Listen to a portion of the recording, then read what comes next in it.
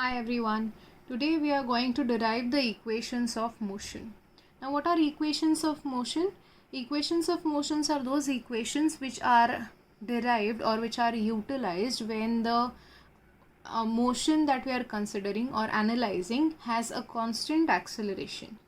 For equations of motion, one necessary parameter is the acceleration has to be constant. Okay, so this can be utilized only when the acceleration remains the same throughout the entire motion. So in this case, for the derivation part, what I have considered is, as the motion begins, let us assume or let us call that velocity at the beginning of the motion as u. Okay, so u is nothing but the initial velocity. So for example, if I've started the box from point 1, then whatever velocity is there at that point 1, that is going to be considered as u and called as initial velocity. V is the final velocity, that is once the motion is completed, just before the completion of motion or just before if the body is going to come to rest or is going to further accelerate from point 1 to 2, then at point 2 whatever is the velocity of this particular body is going to be considered as the final velocity. Okay, displacement is the distance between point 1 and point 2. Okay, and acceleration is nothing but the change in velocity of this particle from point 1 and to point 2.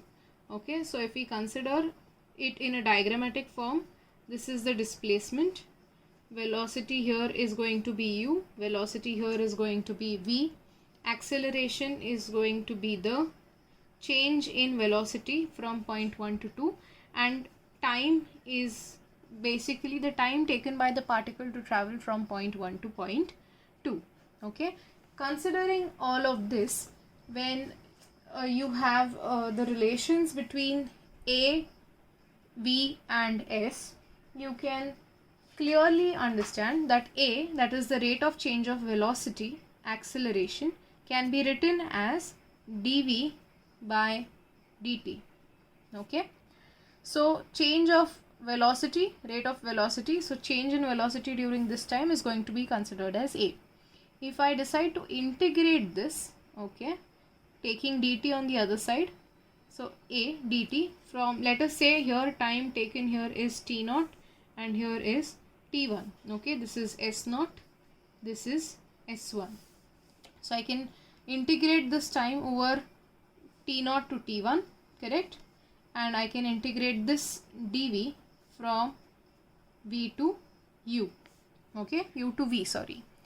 So if you solve this equation, you will have a into t, because s naught is 0 in this case, t naught is 0 in this case. You will have here, you will have v minus u, correct. So here we come to the first equation of our motion, wherein if you rearrange all the terms, we have v is equal to u plus at. So basically I have just transferred u on the LHS. Okay, so this becomes one of your equations of motion. Clear? Now coming down, following the same equation, if you have if you consider v as dx by dt, instead of, in this equation, instead of v, we can write it down as dx by dt, where x is the position of this object. So I can rewrite this equation as u plus at. Okay, again what I'm going to do is I'm going to integrate this equation by taking dt on the other side. So I'm integrating u plus at with respect to dt. Now time is again going to be t0 to t, t0 to t, and here it's going to be x0 to x. Okay, here it's simple, it's going to be x minus x0. Now what is x minus x0? Basically x0 is this and x is this, so the displacement s is going to be considered as x minus x naught. Okay, considering the RHS, you will have u into t plus half of at square. correct? So if you write down this equation again, you have ut plus half at square as the second equation. I'll write it down in green. S is equal to ut plus half at square. So this becomes your second equation of motion. Okay. For the third equation, we are going to completely take another equation. We are obviously going to start with A. Now A can be written as dv by dt. We've already established that. Using double chain rule, I can write down as this as dv by dx by dt into dv by dx. Okay. So dx getting cancelled, we still land up with the same equation, but I can write it down in this form. So I will have dx by dt is nothing but velocity. So v into dv by dx, correct? Again, I'm going to do the same thing, that is I'm going to integrate a by taking dx on the other side, and I'm going to integrate v dv here. Okay, I'm going to integrate it from u, sorry, I've been writing this wrong, u to v, and from, for dx I'm going to integrate it from x0 to x. My bad, I've been writing these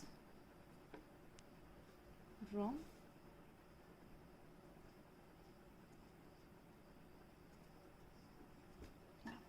Now we're all corrected. So u to v.